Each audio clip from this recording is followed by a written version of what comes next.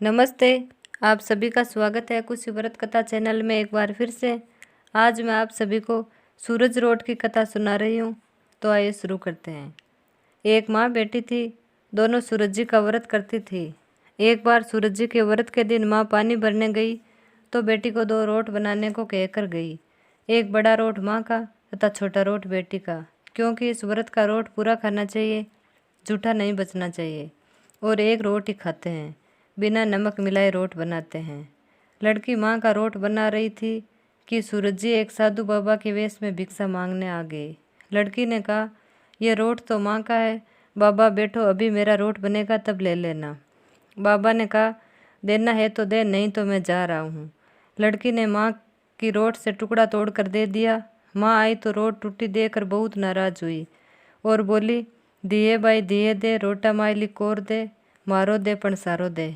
हे लड़की, मेरा रोटी का टुकड़ा दे, मेरी रोटी दे पर साबूत दे। वे लड़की को मारने लगी। लड़की मार से बचने के लिए जंगल में चली गई और एक बड़ के पेड़ पर चढ़कर बैठ गई। सूरज भगवान ने सोचा, लड़की को अपने कारण घर से निकलने पड़ा, इसलिए इसकी रक्षा अपने को ही करनी पड़ेगी। सूरज जी भगवान रोज चूरमे का एक लड्डू और एक पानी का लोटा भेज देते। लड़की मज़े से खा पी लेती और बैठी रहती। एक दिन एक राजा शिकार खेलता हुआ उधर आ निकला। थकान के कारण राजा पेड़ के नीचे लेटकर विश्राम करने लगा। उसने नाई से कहा, नाई, कहीं से एक चुल्लू पानी मिल जाता तो प्राण बच जाते, प्यास से जान निकली जा रही है। उसी पेड़ के ऊपर ब्राह्मण की बेटी बैठी हुई थी। उसने लोटे में से एक चुल्लू पानी डाल दिया। राजा ने कहा, नाई, आधी जान तो बच गई, एक चुल्लू पानी और मिल जाता तो आधी जान और बच जाती। लड़के ने एक चुल्लू पानी और डाल दिया।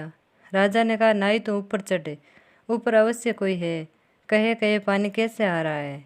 नाई ऊपर चढ़ गया। ऊपर लड़की ने कहा, नाई, तू लड्डू खा जा, पानी पी जा, पर नीचे जाकर राजा से कह देना कि ऊपर कोई नहीं है, क्योंकि राजा मुझसे न जाने कैसा व्यवहार करे। नाई भूख से बेहाल था। उसने झट से लड्डू खाया, पानी पिया और नीचे कह दिया कि ऊपर कोई नहीं है।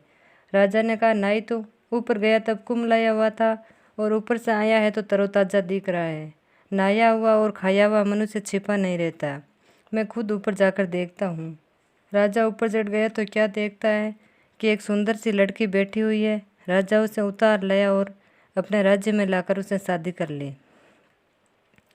साल भर के अंदर ही उसके एक सुंदर सा लड़का हुआ। देवरानी जेठानी और अन्य रानियाँ उसके पुत्र और उसकी रानी की सुंदरता को देखकर जलती थी। सूरज जी का व्रत आया। लड़की जो अब रानी थी, उसने सूरज जी का रोट बनाया। राजा के आते ही अन्य रानियों ने राजा को सिखाया, राजा जी, तुम रानी लाए हो या जाट नहीं लाए हो, जाटों जैसा रोट बनाया है, आप खाओगे तो आपका पेट दर्द होने लगेगा और रानी खाएगी तो कुंवर का पेट दर्द होगा। राजा की रानी ने यह बात सुन ली। उसने रोटे को कटोरे के नीचे छिपा दिया और मन ही मन सूरज भगवान से सहायता करने के लिए विनती करने लगी। राजा आया और उसने पूछा, कटोरे के नीचे क्या है। राजा ने कटोरा उठाया तो उसके नीचे से सोने का चक्कर निकला। राजा ने कहा, बोधे से पियर वाले ऐसी बीदड़ी बेचते हैं क्या। कुछ दिनों के बाद की बात है। रानी खिड़की से बाहर की तरफ देख रही थी तो उसने देखा कि उसकी माँ छाछले बेच रही थी। बेटी ने यह सोचकर उसे बुला लिया कि माँ को सुख से रोटी मिल जाएगी, इतने नौकर चाकरों में वह भी पड़ी रहेगी और किसी को पता नहीं लगेगा कि उसकी माँ है। किंतु वे तो आते ही फिर वही बात दोहराने लगी, दिए माई दिए दे, रोटी मायली कोर दे, मारो दे पण सारो दे। रानी ने सोचा, इस तरह तो सबको मालूम हो जाएगा कि ये मेरी माँ है, तो देवरानी जेठानी सब मेरी हंसी उड़ाएगी। उसने माँ को एक कोठे में बंद कर दिया और ताला लगा दिया। राजा के आते ही देवरानी और जेठानी ने कहा, राजा जी, रानी लाए हो या डाकण भूतनी लाए हो। आज एक औरत महल में घुसी थी पर बाहर नहीं निकली। रानी ने सुन लिया और सूरज भगवान से प्रार्थना करने लगी, हे भगवान, इस विपत्ति से तुम ही बचाओ। राजा ने आते ही कोठे की चाबी मांगी। रानी ने दे दी। कोठा खोला तो उसमें सोने की मूर्ति मिली। राजा ने पूछा, यह मूर्ति कहाँ से आई। रानी ने कहा, मेरे बोधे से पीहर की बीदड़ी है, यानी गरीब पीहर की भेंट है। राजा ने कहा, तेरा गरीब पीहर ऐसी कीमती भेंट भेज देते हैं, हमें तो नहीं बुलाते, मुझे मेरा ससुराल देखना है। रानी ने फिर सूर्य भगवान से प्रार्थना की। सूर्य भगवान ने कहा, भाई, मैं राजा को 1.25 पैर का ससुराल दिखा दूंगा, इसके बाद मुझे मेरी नगरी में उजाला करने जाना है। सूर्य भगवान भाई बनकर बुलाने आ गए।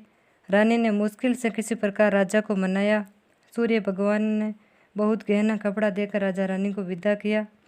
आगे जाकर राजा बोला, नाई मैं तो मेरी धोती और एक पाँव की जूती भूल आया हूँ, जाकर ले आ। रानी ने कहा, ससुराल में इतना नया कपड़ा मिला है, उस पुरानी धोती को खो जाने दो। रानी डर रही थी कि माया नगरी समाप्त हो चुकी होगी, नाई अगर जाएगा तो भेद खुल जाएगा। पर राजा को रानी पर शंका थी और वह भेद का पता लगाना चाहता था। उसने नाई को भेज दिया। नाई ने देखा वहाँ तो बियावान जंगल था, चूरमा बाटी बनाया था, उसकी जगह की राख उड़ रही थी। दूर दूर तक न महल न बाग न बगीचे और ना ही कोई मनुष्य। एक बड़े से पेड़ पर धोती सूख रही थी और पेड़ के नीचे जूती लेकर वो भागा। वो राजा को आकर सब बताया। राजा ने तलवार निकाली और रानी से पूछा, सच सच बताइए क्या माजरा है। रानी से सब कुछ सच सच कह सुनाया। इस प्रकार सूर्य भगवान के व्रत से ब्राह्मण की कन्या को राज सुख प्राप्त हो गया। जैसा सुख उसे मिला वैसा सा कहानी कहने सुनने वाले सबको प्राप्त हो।